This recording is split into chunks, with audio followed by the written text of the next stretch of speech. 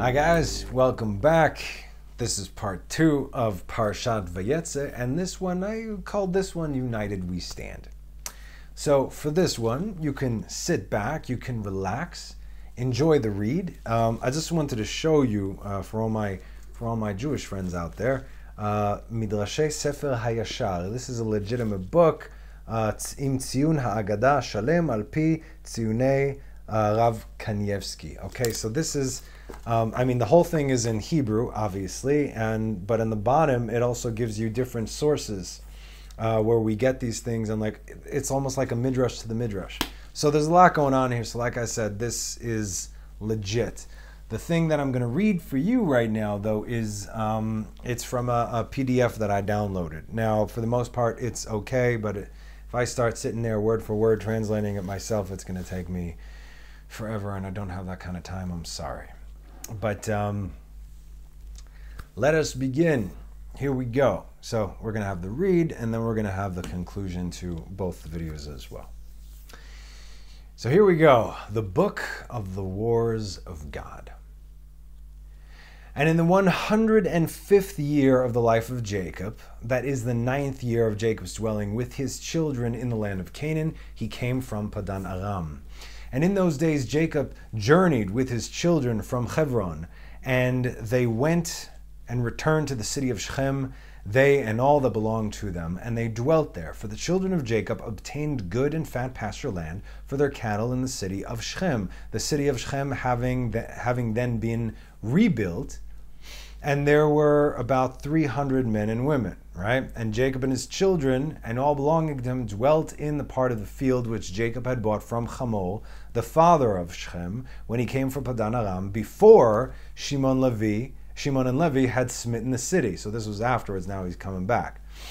And all those kings of the Canaanites and Amorites that surrounded the city of Shechem heard that the sons of Jacob had again come to Shechem and dwelt there. And they said, shall the sons of Jacob, the Hebrew, again come to the city and dwell therein after that they have smitten the inhabitants and driven them out?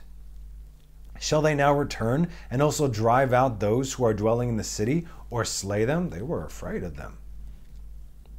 And all the kings of Canaan again assembled, and they came together to make war with Jacob and his sons. And Jashub, king of Tapnach, sent also to the neighboring kings, to Elan, king of Gash, and to Ihuri, king of Shiloh, and to Parathon, king of Chazar, and to Susi, king of Sartron, and to Laban, king of Beth Horon, and to Shabir, king of Othnei Ma, saying, come up to me and assist me, and let us smite Jacob the Hebrew and his sons and all belonging to him, for they are again come to Shechem to possess it and to slay its inhabitants as before. And all the kings assembled together and came with all their camps, a people exceedingly plentiful, like the sand upon the seashore, and they were all opposite to Tapnach. And Jashub, king of Tapnach, went forth with them with all his army, and he encamped with them opposite Tapnach, without the city. And all the kings they divided into 7 divisions, being 7 camps against the sons of Jacob. 7 armies, okay? And they sent a declaration to Jacob and his sons, saying, come you all forth to us, that we may have an interview together in the plain, and revenge the cause of the men of Shechem, whom you slew in their city, and who now again you will return to the city of Shechem and dwell therein, and slay the inhabitants as before. And the sons of Jacob heard this, and their anger was kindled exceedingly at the words of the kings of Canaan. And 10 of Jacob's sons, because Joseph and Benjamin were still young, they were teenagers in their early 20s over here. The 10. And 10 of the sons of Jacob hastened and rose up, and each of them girt his weapons of war. And there were 102 of their servants with them equipped to battle. 10 plus 102. And then Jacob himself against, well, we'll see. All these men, the sons of Jacob with their servants, went towards these kings, and Jacob their father was with them. And they all stood up upon the heap of Shechem, And Jacob prayed to the Lord for his sons, and he spread forth his hands to the Lord, and he said, O God, thou art Almighty God, thou art our Father, thou didst form us, and we are the work of thine hands. I pray thee, deliver my sons through thy mercy from the hand of their enemies, who are this day come to fight with them, and save them from their hand. For in thy hand is power and might to save the few from the many. And give unto my sons thy servants strength of heart and might to fight with their enemies, to subdue them, and make their enemies fall before them. And let not my sons and their servants die through the hands of the children of Canaan. But look at what he does. This is a Shadrach, Meshach, and Abednego move. But if it seemeth good in thine eyes to take away the lives of my sons and their servants, take them in thy great mercy through the hands of thy ministers, that they may not perish this day by the hands of the kings of the Amorites. And when Jacob ceased praying to the Lord, the earth shook from its place, and the sun darkened, and all these kings were terrified, and a great consternation seized them. Consternation. Don't know what that word is. Fear? We'll just go with that. And the Lord hearkened to the prayer of Jacob, and the Lord impressed the hearts of all the kings and their hosts with terror and awe of the sons of Jacob. For the Lord caused them to hear the voice of the chariots, and the voice of the mighty horses from the sons of Jacob, and the voice of a great army accompanying them. These are the angels that we're going to see in next week's Parsha accompanying Jacob. Legions. And these kings were seized with great terror at the sons of Jacob, and whilst they were standing in their quarters, behold, the sons of Jacob advanced upon them with 112 men with a great and tremendous shouting. 112 men against 7 armies.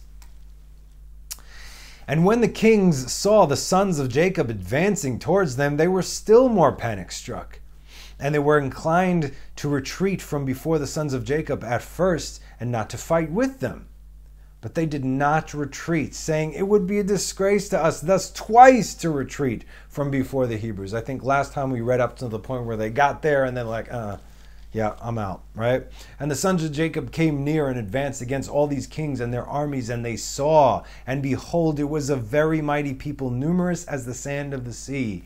And the sons of Jacob called unto the Lord and said, help us, O Lord, help us and answer us, for we trust in thee, and let us not die by the hands of these uncircumcised men who this day have come against us.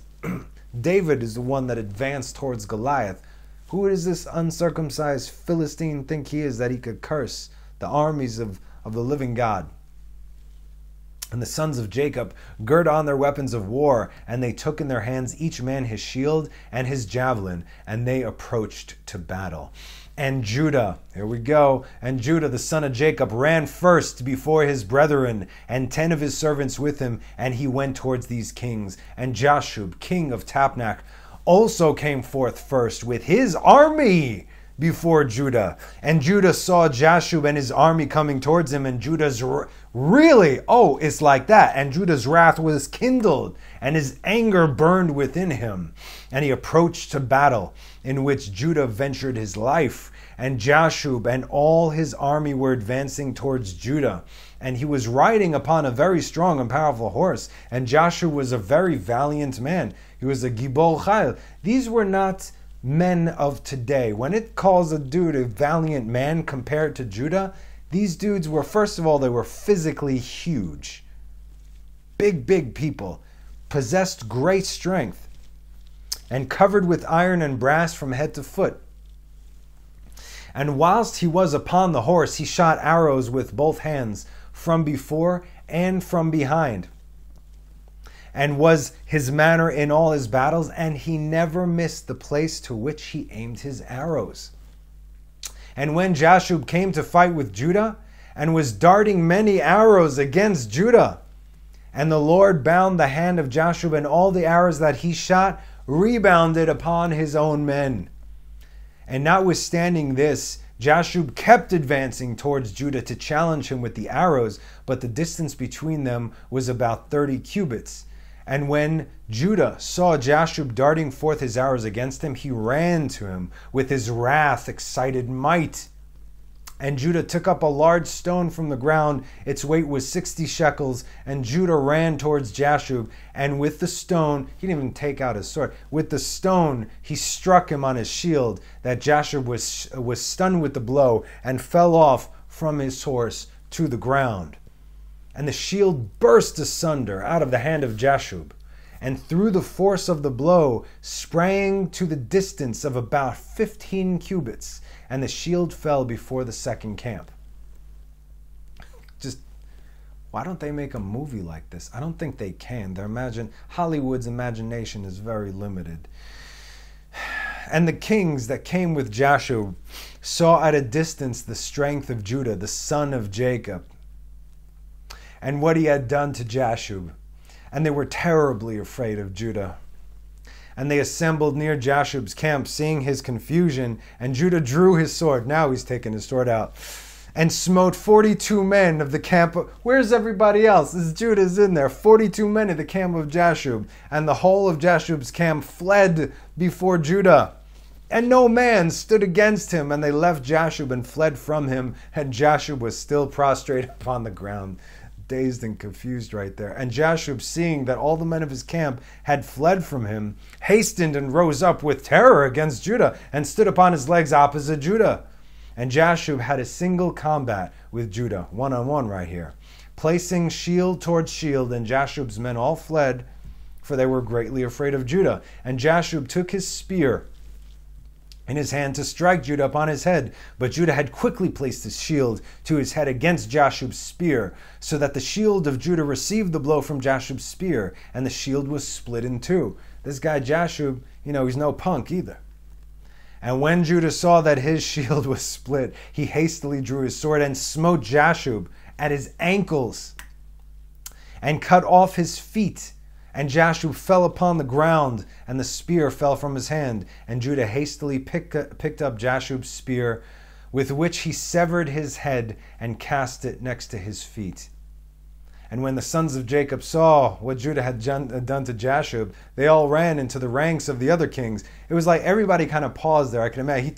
He took his head off with the spear, planted the spear. What do? Put the head on the spear? Maybe. Who knows? Why not? Okay. When the sons of Jacob saw that Judah had done to Jashub, they all ran into the ranks of the other kings. And the sons of Jacob fought with the army of Jashub and the armies of all the other kings that were there. And the sons of Jacob caused 15,000 of their men to fall, and they smote them as if smiting at gourds, like it was nothing. And the rest fled for their lives. 10 dudes against... Okay. And Judah was still standing by the body of Jashub and stripped Jashub of his coat of mail. Like, thank you, this is really great. I'll use it as furniture. And Judah also took off the iron and brass that was about Jashub. And behold, 9 men of the captains of Jashub came along to fight against Judah. Again, these are not punks. These guys are for real. These were champions, giants. And Judah hastened and took up a stone.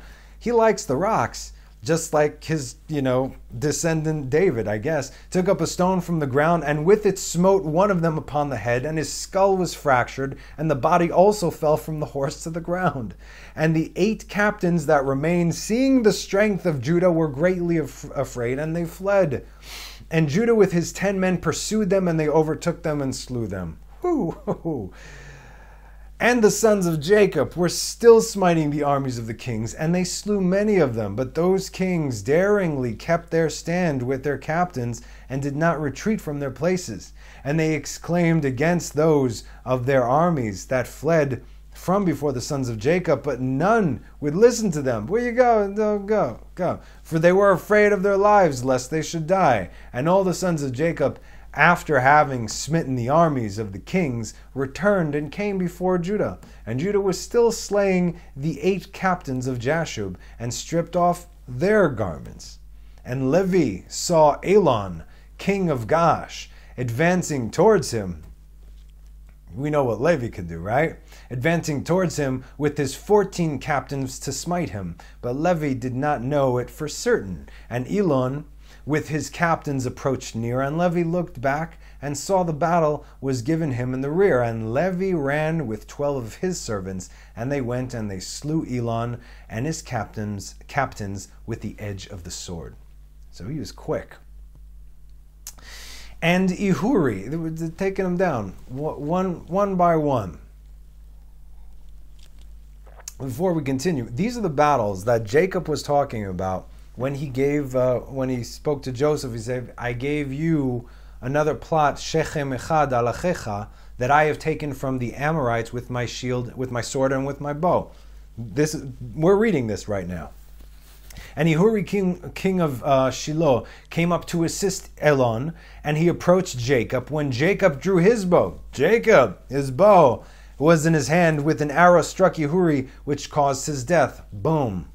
Legolas. And when Ihuri, king of Shiloh, was dead, the 4 remaining kings fled from their station with the rest of their captains, and they endeavored to retreat, saying, "We have no more strength with the Hebrews after they have killing the 3 kings and their captains, who are more powerful than we are." Like, they just took them out, and they're stronger than we are. What are we going to do now? And when the sons of Jacob saw that the remaining kings had removed from their station, they pursued them. And Jacob also came from the heap of Shechem, from the place where he was standing.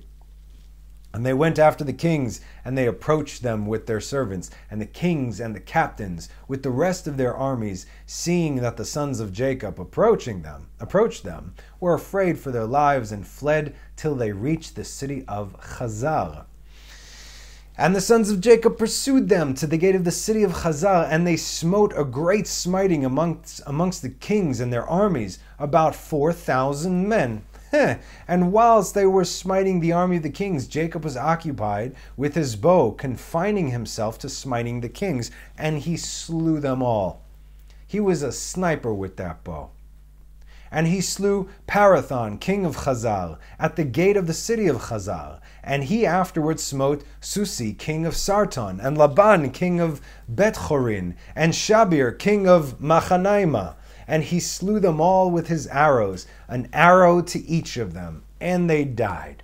And the sons of Jacob, seeing that all the kings were dead, and that they were broken up and retreating, continued to carry on the battle. You think they'd be done? No. They continued to carry on the battle with the armies of the kings opposite the gate of Chazar. And they still smote about 400 of their men right there by the gates. And 3 men of the servants of Jacob fell in battle. And when Judah saw that 3 of his servants had died, it grieved him greatly. There was people, and his anger burned within him against the Amorites. And all the men that remained of the armies of the kings were greatly afraid of for their lives. And they ran and broke the gate of the wall of the city of Chazar, and they all entered the city for safety. And they concealed themselves in the midst of the city of Chazar, for the city of Chazar was very large and extensive. And when all these armies had entered the city, the sons of Jacob ran after them into the city. And 4 mighty men, experienced in battle, again, these are people with special abilities, experienced in battle, went forth from the city and stood against the entrance of the city, with drawn swords and spears in their hands, and they placed themselves opposite the sons of Jacob, and would not suffer them to enter the city. And Naphtali ran. He's a quick guy. And Naphtali ran and came between them, and with his sword smote 2 of them, and cut off their heads in one stroke. Naphtali was like the Flash. I've said this before. He was like a gazelle. He was super fast. Went right between 2 guys. Whoosh, done. And he turned to the other 2, and behold, where are you going? They had fled. And he pursued them, overtook them, smote them, and slew them. These guys. Naphtali, the ptil, the wick, the light, the prayer, right? And the sons of Jacob came to the city and saw, and behold, there was another wall to the city, their inner walls. And they sought for the gate of the wall, and they couldn't find it. They just saw a wall. And Judah sprang upon the top of the wall. These are not 5-foot walls. These are walls of cities. Judah sprang on top of the wall, and Shimon and Levi followed him, the dynamic duo, aka chaos and mayhem. And all 3 of them descended from the wall into the city. Here we go. That's it. And Shimon and Levi slew all the men who ran for safety into the city, and also the inhabitants of the city with their wives and little ones, they slew with the edge of their sword. I'm smiling, but I'm sorry. Yeah, they slew with the edge of their sword, and the cries of the city ascended up to heaven. And Dan and Naphtali sprang upon the wall. See, they're like pairs, right? And Dan and Naphtali sprang upon the wall to see what caused the noise of lamentation. For the sons of Jacob felt anxious about their brothers. All they heard, what was going on down there? People were screaming. And they heard the inhabitants of the city speaking with weeping and supplications, saying, "Take all that we possess in the city and go. Only do not put us to death." And when Judah, Shimon, and Levi had ceased smiting the inhabitants of the city, they ascended the wall and called to Dan and Naphtali, who were upon the wall, and to the rest of their brothers. And Shimon and Levi informed them of the entrance of the city, and all the sons of Jacob came to fetch the spoil. Like, okay, where's the gate? It's down there. There we go. And the sons of Jacob took the spoil of the city of Chazar, and the flocks and herds and the property, and they took all that could be captured, and went away that day from the city. And on the next day, the sons of Jacob went to Sarton. You think they're done? They are not done. There's still bad guys that need to be taken out.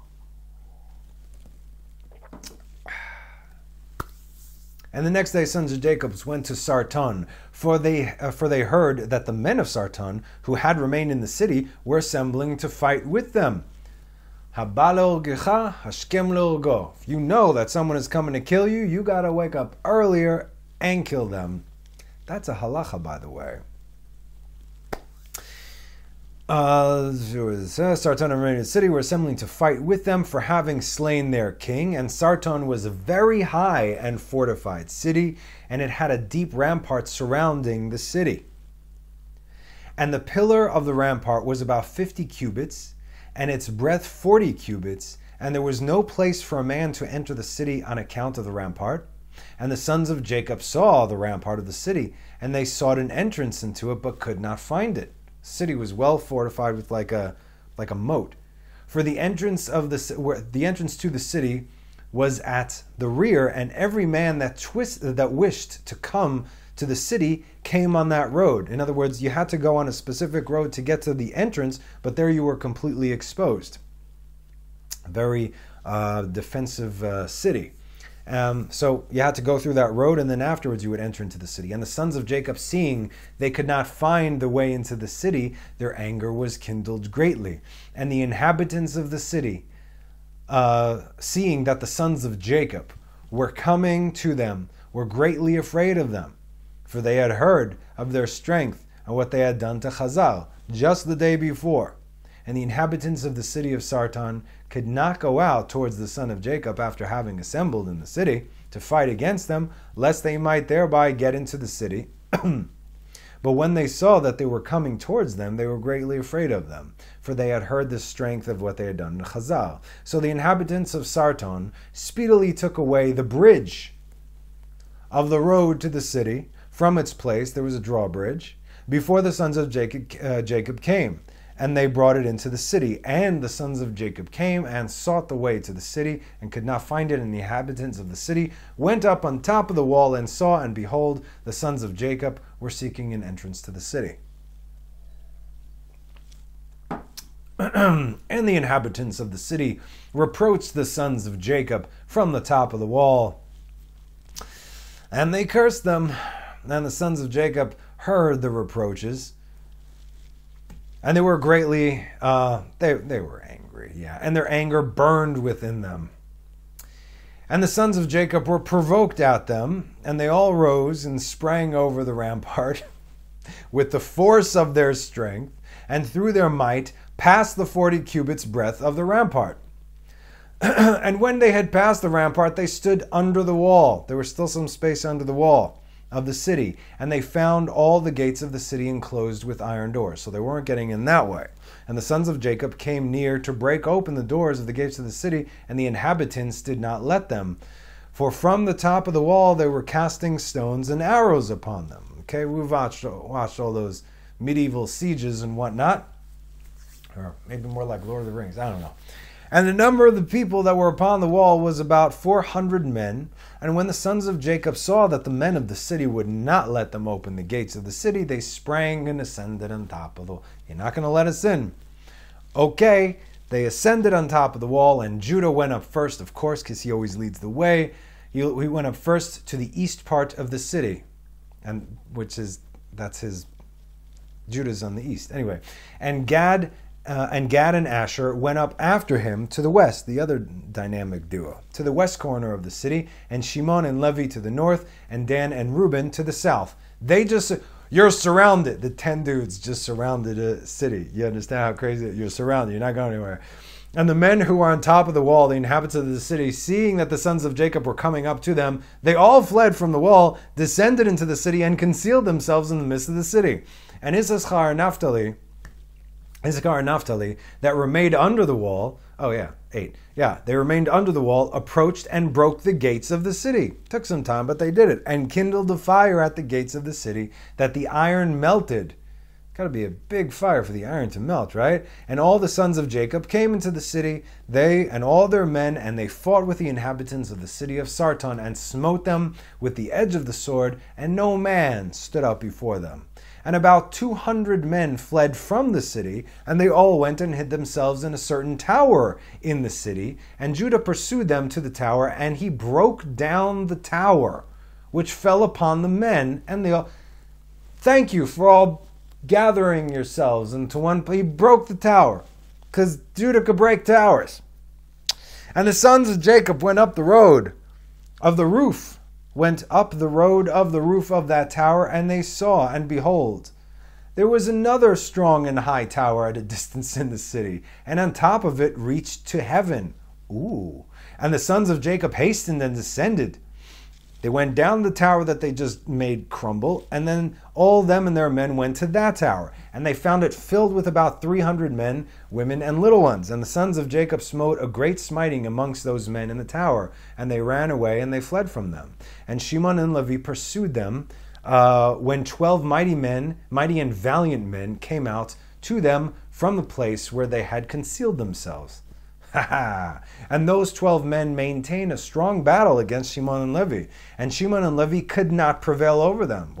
And those valiant men broke the shields of Shimon and Levi, and one of them struck at Levi's head with his sword, when Levi hastily placed his hand to his head, for he was afraid of the sword. And the sword struck Levi's hand, and it wanted but little to the hand of Levi being cut off. In other words, he was coming down on his head, and he put his hand, and it almost cut off his hand. Almost. And Levi seized the sword of the valiant man in his hand. So he grabbed the sword. And he took it forcibly from the man, and with it he struck at the head of the powerful man, and he severed his head. So he tried to decapitate or crush Levi's head. He caught the sword, the sharp part, with his hand, almost cutting off his hand, but then he grabbed the sword from him, and then he killed the other guy. He killed the guy.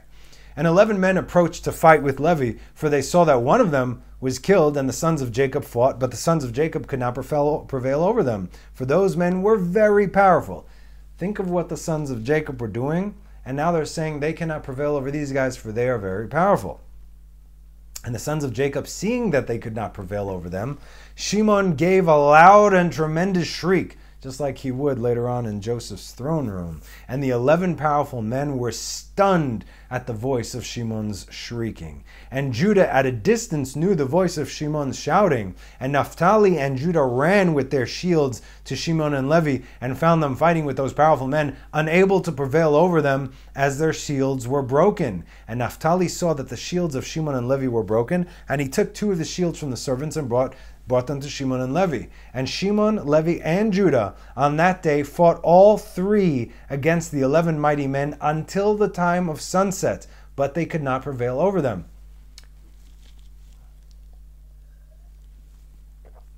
How long is your daily workout? And this was told unto Jacob, and he was sorely grieved. And he prayed unto the Lord, and he and Naphtali his son went against these mighty men. Now Jacob and Naphtali are joining the battle. And Jacob approached and drew his bow, and he came unto the mighty men, and he slew 3 of them with this bow. Look at this guy. And how was he? He was 109, right? And the remaining 8 turned back, and behold, the war waged against them in the front and in the rear. They were being flanked and closed in. And they were greatly afraid for their lives and could not stand before the sons of Jacob, and they fled from before them. And in their flight they met Dan and Asher coming towards them, and they suddenly fell upon them and fought with them and slew 2 of them, and Judah and his brothers pursued them and smote the remainder of them and slew them. So this is a long battle right here. And all the sons of Jacob returned and walked about the city, searching if they could find any men. And they found about 20 young men in a cave in the city, and Gad and Asher smote them all. And Dan and Naphtali lighted upon the rest of the men who had fled and escaped from the second tower, and they smote all of them. No one gets away. And the sons of Jacob smote all the inhabitants of the city of Sarton, but the women and the little ones they left in the city and did not slay them. And all the inhabitants of the city of Sarton were powerful men, one of whom pursued 1,000. This is just so you understand. One guy of the city of Sarton that the 10 sons of Jacob just destroyed, one guy could take out 1,000 guys, and 2 would not flee from 10,000. Now we read this somewhere in the 5 books of Moses. I said you flee from 1 and 2 from 10,000. 1 from 1,000, 2 from 10,000. 2 guys from the city could take on 10,000 men, and the sons of Jacob just took them all. And the sons of Jacob slew the inhabitants of the city of Sarton with the edge of the sword, that no man stood up against them, and they left the women in the city.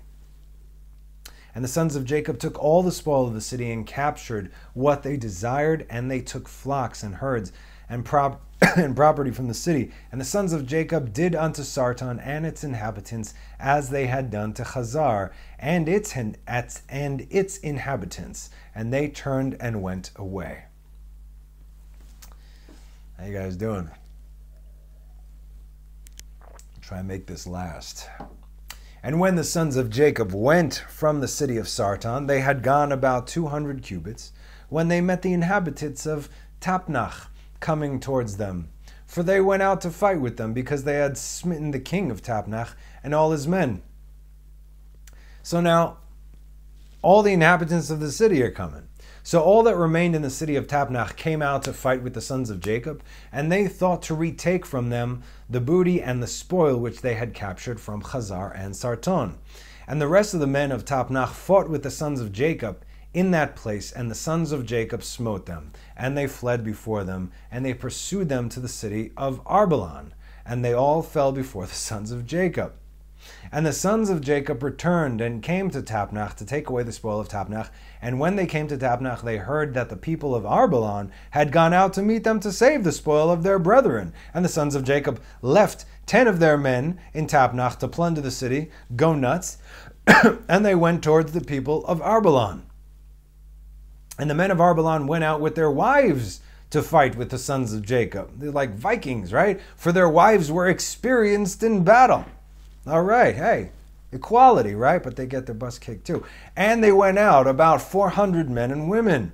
And all the sons of Jacob shouted with a loud voice, and they all ran towards the inhabitants of Arbalon, and with a great and tremendous voice. And the inhabitants of Arbalon heard the noise of the shouting of the sons of Jacob, and their roaring like the noise of lions, and like the roaring of the sea and its waves. And fear and terror possessed their hearts on account of the sons of Jacob, and they were terribly afraid of them. And they retreated and fled before them into the city. And the sons of Jacob pursued them to the gate of the city, and they came upon them in the city. And the sons of Jacob fought with them in the city. And all their women were engaged in slinging against the sons of Jacob. And the combat was very severe amongst them, the whole of that day till evening. Again, this is a full day battle. No rest, no coffee breaks. Did they eat anything? I mean, bathroom break? I don't know. And the sons of Jacob could not prevail over them. And the sons of Jacob had almost perished in that battle. And the sons of Jacob cried unto the Lord, and greatly gained strength towards evening. And the sons of Jacob smote all the inhabitants of Arbalon by the edge of the sword, men, women, and little ones. And also the remainder of the people who fled from Sarton, the sons of Jacob smote them in Arbelan. And the sons of Jacob did unto Arbelan and Tapnach, as they had done to Chazar and Sarton. And when the women saw that all the men were dead, they went upon the roofs of the city and smote the sons of Jacob by showering down stones like rain. And the sons of Jacob hastened and came to the city and seized all the women and smote them with the edge of their sword. Like, why? Don't start, you know? And the sons of Jacob captured all the spoil and booty, flocks and herds and cattle. And the sons of Jacob did unto Machanaima as they had done unto Tapnach, to Chazar, and to Shiloh. And they turned from there and went away. And on the fifth day, this is non-stop, 5 days. And on the fifth day, the sons of Jacob heard that the people of Gash, Gash is a volcano. Halgash is a volcano. So the people of Gash had gathered against them to battle because they had slain their king and their captains. For they had been 14 captains in the there had been 14 captains in the city of Gash, and the sons of Jacob had slain them all in the first battle. And the sons of Jacob that day girt on their weapons of war, and they marched to battle against the inhabitants of Gash. And in Gash there was a strong and mighty people of the Amorites. And Gash was the strongest and the best fortified city of all the cities of the Amorites. And it had 3 walls. It wasn't a triangle, like 3, 1, 2, 3. And all the sons of Jacob came to Gash, and they found the gates of the city locked, and about 500 men standing at the top of the outermost wall. And people numerous as the sand upon the seashore were in ambush for the sons of Jacob from without the city at the rear thereof. They closed in on them, and the sons of Jacob approached to open the gates of the city. And whilst they were drawing nigh, behold, those who were in the ambush at the rear of the city came forth from their places and surrounded the sons of Jacob. So now you got the mighty men, more numerous than the sands of the sea, upon the wall, 3 walls. They're at the outer wall, they're stuck next to the gate, and now they're surrounded with their gate and the wall at their backs. What do they do? And the sons of Jacob were enclosed between the people of Gash. Oh, it says it. And the battle was both to their front and to their rear, and all men that were upon the wall were casting from the wall upon them arrows and stones. This is crazy. And Judah, seeing that the men of Gash were getting too heavy for them, gave the most piercing and tremendous shriek, and all the men of Gash were terrified at the voice of Judah's cry. And men fell from the wall at his powerful shriek, and all those that were from without and within the city were greatly afraid for their lives. Right? Hulk smash. And the sons of Jacob still came nigh. Or maybe Thor, I don't know. Superman? And the sons of Jacob still came nigh to break the doors of the city, when the men of Gash threw stones and arrows upon them from the top of the wall, and made them flee from the gate. And the sons of Jacob returned against the men of Gash, who were with them from without the city. So they're like, okay, we can't get in right now. Let's take all these guys that are down here out right now. And they smote them terribly, as striking against gourds. And they could not stand against the sons of Jacob, for fright and terror had seized them at the shriek of Judah. And the sons of Jacob slew all those men who were without the city, and the sons of Jacob drew nigh to effect an entrance into the city and to fight under the city walls, but they could not, for all the inhabitants of Gash who remained in the city had surrounded the walls of Gash in every direction, so that the sons of Jacob were unable to approach the city to fight with them. Now they surrounded the city. And the sons of Jacob came nigh to one corner to fight under the wall. The inhabitants of Gash threw arrows and stones upon them like showers of rain, and they fled from under the wall. And the people of Gash who were upon the wall, seeing that the sons of Jacob could not prevail over them from under the wall, reproached the sons of Jacob in these words, saying, What is the matter with you in this battle, that you cannot prevail? Can you do then unto the mighty city of Gash and its inhabitants as you did to the cities of the Amorites that were not so powerful? Surely to those weak ones amongst us you did those things, and slew them in the entrance of the city, for they had no strength, when they were terrified at the sound of your shouting. And will you now then be able to fight in this place Surely here you will die, and we will avenge the cause of those cities that you have laid waste. And the inhabitants of Gash greatly reproached the sons of Jacob and reviled them with their gods. And continued to cast arrows and stones upon them from the wall. And Judah and his brothers heard the words of the inhabitants. That's all. Just go ahead, man. Call me crazy one more time.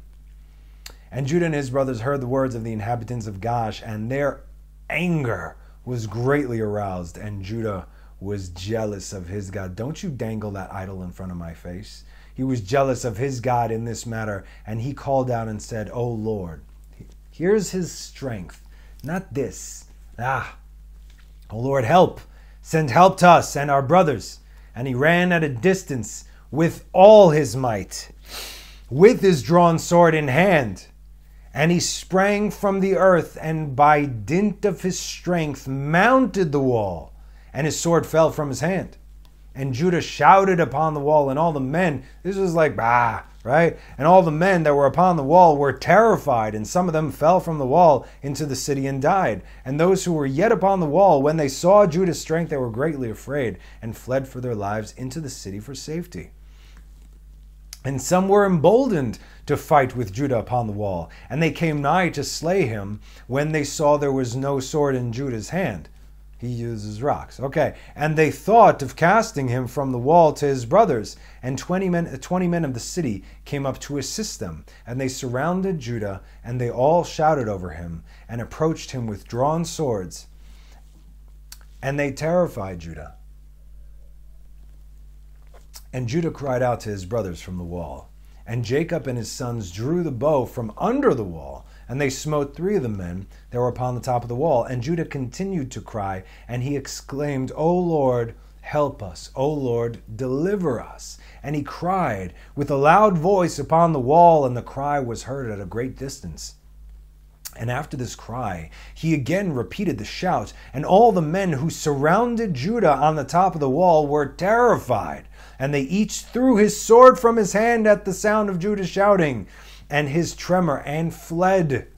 And Judah took the sword which had fallen from their hands, the swords which had fallen from their hands, and Judah fought with them, and slew 20 of their men upon the wall. And about 80 men and women still ascended the wall from the city, and they all surrounded Judah. They were climbing up the wall from their side. So 80 more. That's 100. And the Lord impressed the fear of Judah in their hearts, and they were unable to approach him. And Jacob and all who were with him drew the bow from under the wall, and they slew 10 men upon the wall, and they fell below the wall before Jacob and his sons. And the people upon the wall, seeing that 20 of their men had fallen, they still ran towards Judah with drawn swords. But they could not approach him, for they were greatly terrified at Judah's strength. See, he radiated strength. And one of their mighty men, there we go, whose name was Arud. Ooh, this guy's got a name. He's not like one of those, the red shirts from Star Trek, right? Who he's going to die. This guy's got a name. He's got a purpose. Was Arud approached to strike Judah upon the head with his sword, when Judah hastily put his shield to his head, and the sword hit the shield, and it was split in 2. And this mighty man, after he struck Judah, ran for his life at the fear of Judah, and his feet slipped upon the wall. He's like, wait, you're still alive after that? No man could survive that, but Judah could. Afterwards he ran, his feet slipped upon the wall, and he fell amongst the sons of Jacob who were below the wall, and the sons of Jacob smote him and slew him. Like, oh, hey man, how's it going up there? Is our brother treating you well? And Judah's head pained him from the blow of the powerful man, and Judah had nearly died from it. He got concussed. And Judah cried out upon the wall, owing to the pain produced by the blow, when Dan heard him. Dan, mighty warrior, and his anger burned with him, and he rose up, went the distance, and he ran and sprang from the earth, and mounted the wall with his wrath excited strength. And when Dan came upon the wall, near unto Judah, all the men upon the wall fled. There we go. 1 for 1,000, 2 for 10,000. You ever watch that video of on YouTube? It says 1 lion against 20 hyenas, right? they're not fleeing from the lion. He could still kill any one of them, but he holds them off barely. But then when the second lion comes, those hyenas, they don't even bother. They just run. 2 lions. And when Dan came upon the wall unto Judah, the men of the wall fled, who had stood against Judah, and they went up to the second wall. And they threw arrows and stones upon Dan and Judah from the second wall, and endeavored to drive them from the wall. And the arrows and stones struck Dan and Judah, and they had nearly been killed. They're getting hit with arrows and stones, nearly been killed upon the wall. And whenever Dan and Judah fled from the wall, they were attacked with arrows and stones from the second wall. They were pinned down. At a distance, of course, they couldn't go near them. And Jacob and his sons were still at the entrance of the city, below the first wall. They're still in the outer wall. And they were not able to draw their bow against the inhabitants of the city, as they could not be seen by them, being upon the second wall. And Dan and Judah, when they could no longer bear the stones and arrows that fell upon them from the second wall, they both sprang upon the second wall, near the people of the city. That's it, enough. And when the people of the city who were upon the second wall saw that Dan and Judah had come upon them to the second wall, they all cried out and descended below between the walls. They're like, uh-oh. And Jacob and his sons heard the noise of the shouting from the people of the city, and they were still at the entrance of the city, and they were anxious about Dan and Judah, who were not seen by them, they being upon the second wall. And Naphtali went up with his wrath-excited might, and sprang upon the first wall to see what caused the noise of shouting, which they had heard in the city. And Issachar and Zebulun drew nigh to break the doors of the city, and they opened the gates of the city, and came into the city. And Naphtali leaped from the first wall to the second wall, and came to assist his brothers. And the inhabitants of Gash, who were upon the wall, seeing that Naphtali was the third who came upon to assist his brothers, they all fled and descended into the city, and Jacob and all his sons and all their young men came into the city to them. And Judah and Dan and Naphtali descended from the wall into the city and pursued the inhabitants of the city. And Shimon and Levi were from without the city and knew not that the gate was open. And they went up from the wall, and then they came down to their brothers in the city. In other words, they were trying to go up the wall. They didn't know the gate was open, finally. So they met them. This is the story. This is what's going on. And the inhabitants of the city had all descended into the city. And the sons of Jacob came to them in different directions. And the battle waged against them from front and from rear. And the sons of Jacob smote them terribly, and slew about 20,000 of the men and women. Not one of them could stand up against the sons of Jacob. Do we have a head count so far of what's been going on these 5 days? And these are just the numbers that we've been given. And the blood flowed plentifully in the city, and it was like a brook of water. And the blood flowed like a brook to the outer part of the city, and reached the desert of Bet Chorin. And the people of Bet Chorin saw at a distance the blood flowing from the city of Gash. And about 70 men from amongst them ran to see the blood, and they came to the place where the blood was. Whoa. And they followed the track of blood, and they came to the wall of the city of Gash, and they saw the blood issue from the city, and they heard the voice of crying from the inhabitants of Gash. Again, Gash was the strongest and mightiest of all the Amorite cities. And this is what's happening. For their cries ascended to heaven, and the blood was continuing to flow abundantly like a brook of water. And all the sons of Jacob were still smiting the inhabitants of Gash, and were engaged in slaying them until evening. About 20,000 men and women. And the people of Chorin said, "Surely this is the work of the Hebrews. We got a reputation, for they are still carrying on war in all the cities of the Amorites." These dudes are just not stopping. And those people hastened and ran to Bet Chorin, and each took his weapon of war. And they cried out to all the inhabitants of Bet Chorin, who also girt on their weapons of war, to go and fight with the sons of Jacob. And when the sons of Jacob had done smiting the inhabitants of Gash, they walked about the city to strip all the slain, and coming in the innermost part of the city and farther, and they met 3 very powerful men, and there was no sword in their hand. And the sons of Jacob came to the place where they were, and the powerful men ran away. And one of them had taken Zebulun, who he saw was a young lad and of short stature. and with his might dashed him to the ground. Again, Zebulun was probably a teenager at this point. So he ran into Zebulun, dashed him to the ground, and Jacob ran to him with the sword, and Jacob smote him below his loins with the sword, and cut him in two. Oh, and the body fell upon Zebulun. It's like, you did that. Okay, protective father. Whoosh, done. His loins. Yep, and the body fell upon Zebulun. And you just got to think, like, they went into great detail, right? You can't make this stuff up. Like, why is this relevant? Why is that relevant? 3 mighty men, but they run away. Because this stuff happened. And the second one approached and seized Jacob to fell him to the ground. And Jacob turned to him and shouted to him, while Shimon and Levi ran and smote him on the hips with the sword and felled him to the ground. Jacob yelled at him, "What do you think you're doing?"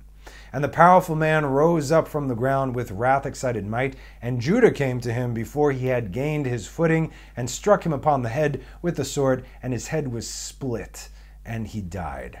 That was the second guy. And the third part, now just so you understand, Shimon and Levi hit him with the sword on his hips, and he just fell, and then he still got up. After Jacob, and the third powerful man, seeing that his companions were killed, ran from before the sons of Jacob, and the sons of Jacob pursued him in the city. And whilst the powerful man was fleeing, he found one of the swords of the inhabitants of the city, and he picked it up and turned to the sons of Jacob, and he fought with them with that sword. And the powerful man ran to Judah to strike him upon the head with the sword, and there was no shield in the hand of Judah. And whilst he was aiming to strike him, Naphtali hastily took his shield and put it to Judah's head. He covered his head with the shield. And the sword of the powerful man hit the shield of Naphtali, and Judah escaped the sword. And Shimon and Levi ran upon the powerful man with their swords, and struck at him forcibly with their swords. And the 2 swords entered the body of the powerful man, and divided it in 2 lengthwise. Whoosh. There we go. It's like they shanked him. And the sons of Jacob smote. Now, I understand why Hollywood can't do this. It'd be rated I don't know what. But, yeah. Anyway, and the sons of Jacob smote the 3 mighty men at that time, together with all the inhabitants of Gash. And the day was about to decline. Oh, only now it's done? Because I'm exhausted. And the sons of Jacob walked about Gash and took all the spoil of the city, even the little ones and the women. They did not suffer to live. And the sons of Jacob did unto Gash as they had done to Sarton and Shiloh. We're not done yet, but we're getting there. Oh, you're going to see what these people could do. And the sons of Jacob led away all the spoil of Gash and went out of the city by night. They were going out, marching towards the castle of Bet Cholin. Bet Cholin, Bet, house of Cholin, is freedom, house of freedom. And the inhabitants of Bet Cholin were going to the castle to meet them. And on that night the sons of Jacob fought with the inhabitants of Bet Cholin in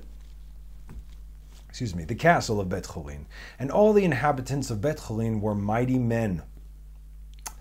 And they fought on that night upon the castle, and their shouts were heard on that night from afar, and the earth quaked at their shouting. And all the sons of Jacob were afraid of those men, as they were not accustomed to fight in the dark. And also, what we know is dark, it gives power to the other side to rise, right? And they were greatly confounded, and the sons of Jacob cried unto the Lord, saying, Give us help. O Lord, deliver us, that we may not die by the hands of these uncircumcised men. Meaning the men who do not share the covenant that we do. And the Lord hearkened to the voice of the sons of Jacob, and the Lord caused great terror and confusion to seize upon the people of Bet Cholin, and they fought amongst themselves, the one with the other in the darkness of night, and smote each other in great numbers. We've already seen this happen later on during the kings of Israel. When they came to attack Israel, God said, sit on the mountaintop and watch. Just bring some bags, because afterwards you're going to be collecting all the booty. They're going to kill each other. And the sons of Jacob, knowing that the Lord had brought a spirit of perverseness among those men, that they fought each man with his neighbor, went forth from among the bands of the people of Bet Cholin, and went as far as the descent of the castle of Bet Cholin and further, and they tarried there securely with their young men on that night.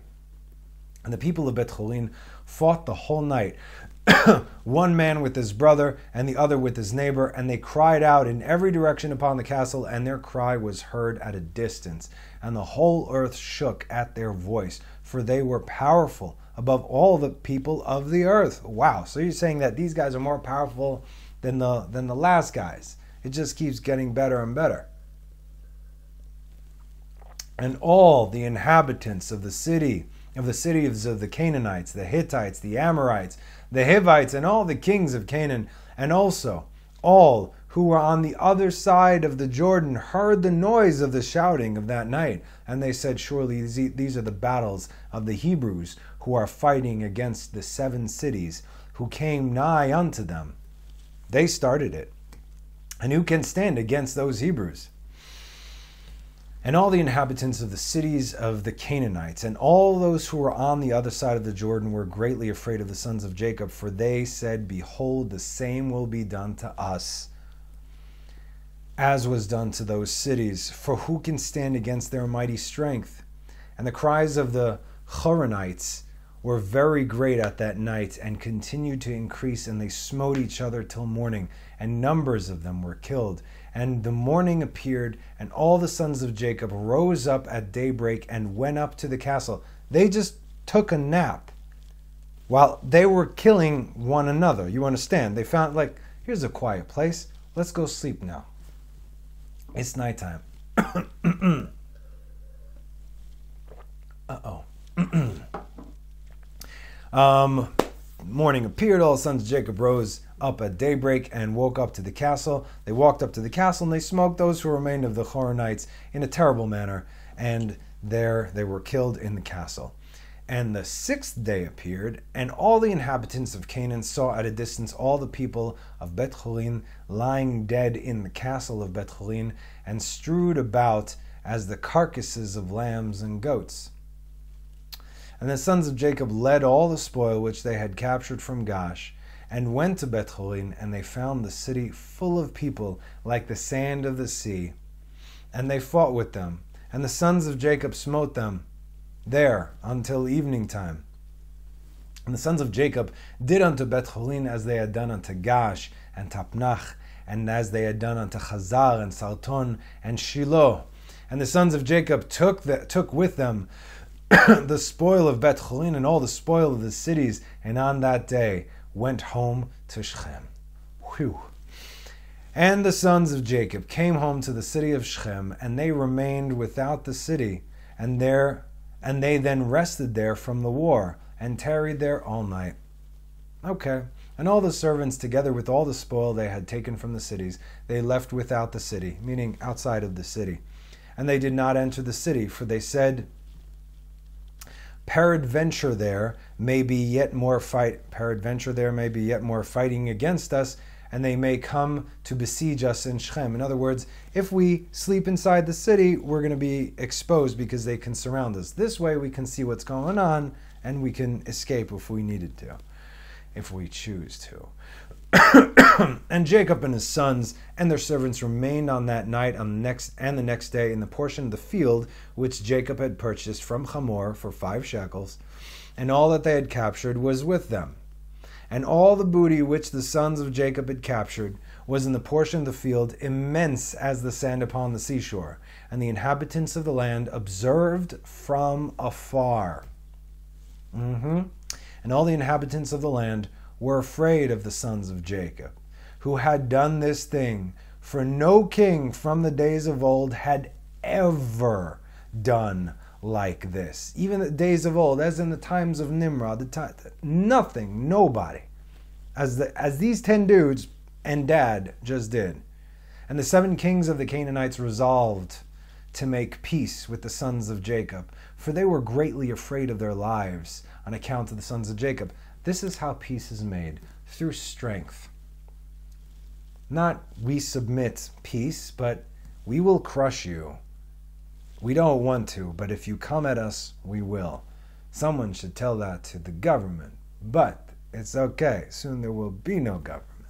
And on that day, being the 7th day, Japhia, king of Hebron, sent secretly to the king of Ai, and to the king of Gibeon, and to the king of Shalem,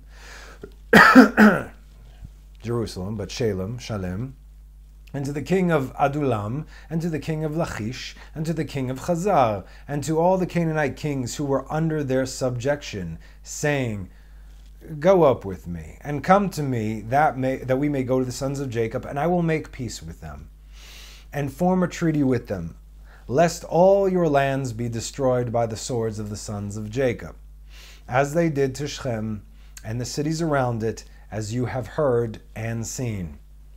And when you come to me, do not come with many men. We don't want convoys of war here, okay?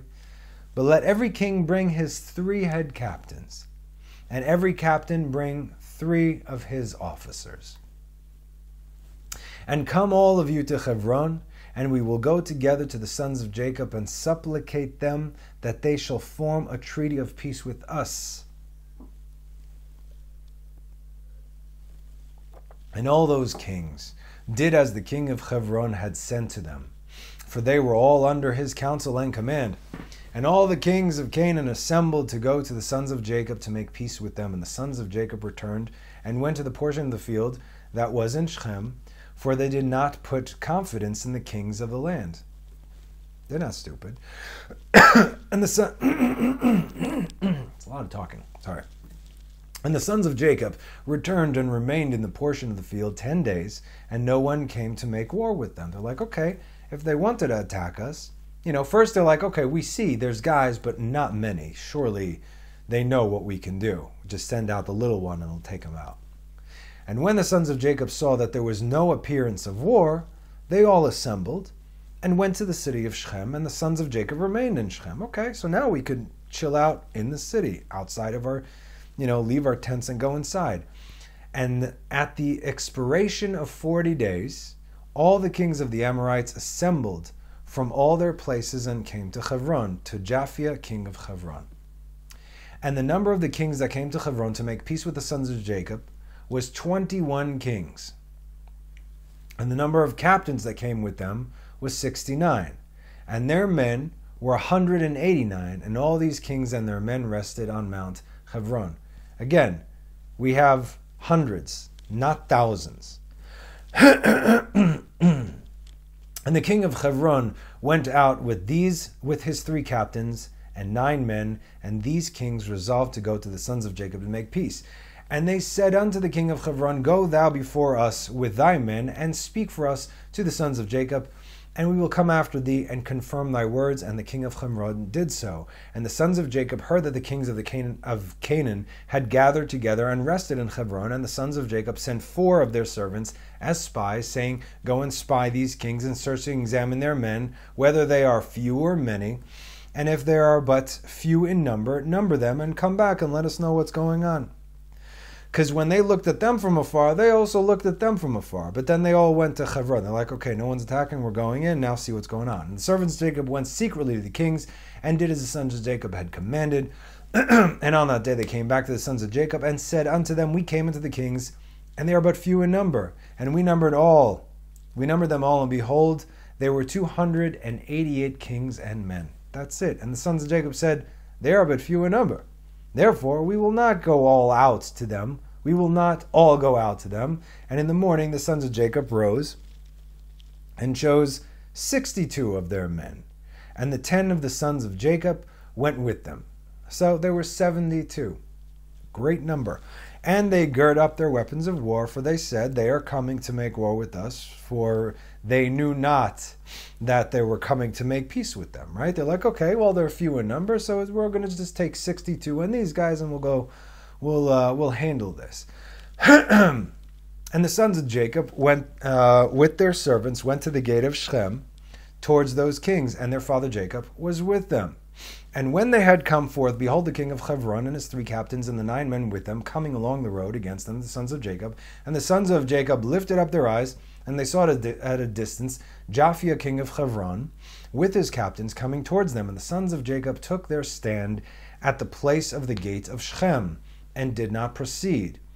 That's smart tactics, okay? Now at least you have the walls so they can't flank you. And the king of Hebron continued to advance, he and his captains, until he came nigh to the sons of Jacob, and he and his captains bowed down to them unto the ground. And the king of Hebron sat with his captains before Jacob and his sons. And the sons of Jacob said unto him, What has befallen thee, O king of Hebron? Why hast thou come to us this day? What dost thou require from us? And the king of Hebron said unto Jacob, I beseech thee, my lord, all the kings of the Canaanites have this day come to make peace with you. And the sons of Jacob heard the words of the king of Hebron, and they would not consent to his proposals, for the sons of Jacob had no faith in him, for they imagined that the king of Hebron had spoken deceitfully to them. And the king of Hebron knew from the words of the sons of Jacob that they did not believe his words. And the king of Hebron approached nearer to Jacob and said unto him, I beseech thee, my lord, to be assured that all these kings have come to you peaceably, with peaceable terms, for they have not come with all their men, neither did they bring their weapons of war with them, for they have come to seek peace from my lord and his sons. And the sons of Jacob answered the king of Hebron, saying, Send thou to all these kings, and if thou speakest truth unto us, let them each come singly before us. Leave even their 3 mighty warriors or the captains, just the kings. And if they come unto us unarmed, we shall then know that they speak peace from us. And Japhia, king of Hebron, sent one of his men to the kings, and they all came before the sons of Jacob and bowed down to them to the ground. And these kings sat before Jacob and his sons, and they spoke unto them, saying, We have all heard what you did to the kings of the Amorites with your sword and exceedingly mighty arm, so that no man could stand up before you. And we were afraid of you for the sake of our lives, lest it shall befall us as it did to them. So we have come to you today to make a peace treaty between us, and now therefore contract with us a covenant of peace and truth, that you will not meddle with us, inasmuch as we have not meddled with you. Hey, respect, okay? And the sons of Jacob knew that they had really come to seek peace before them, and the sons of Jacob listened to them and formed a covenant with them. And the sons of Jacob swore unto them that they would not meddle with them, and all the kings of the Canaanites swore also to them. The sons of Jacob made them tributary from that day forward. Yes, and that's okay. And after this, all the captains of these kings came with their men before Jacob, with presents in their hands for Jacob and his sons, and they bowed down to him to the ground. And these kings then urged the sons of Jacob and begged them to return all the spoil they had captured from the 7 cities of the Amorites. And the sons of Jacob did so. Well, that's too much, right? For the, like, what are we going to do with it? And they returned all that they had captured, and the women and the little ones, the cattle, and all the spoil which they had taken. And they sent them off, and they went away each to his city. And all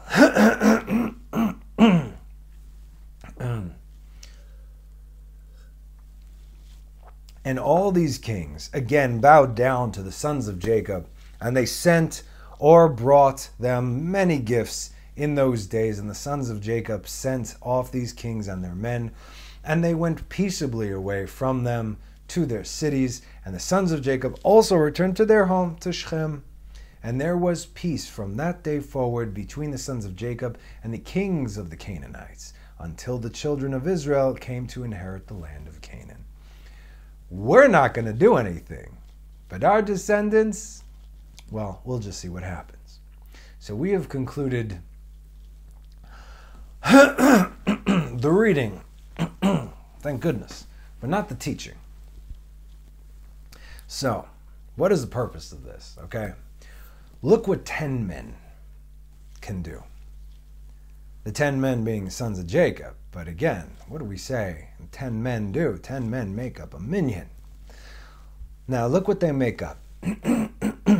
Reuben, Chesed, right? The right arm. Shimon, the left arm. Gevurah. Where's Levi? Levi is Tiferet.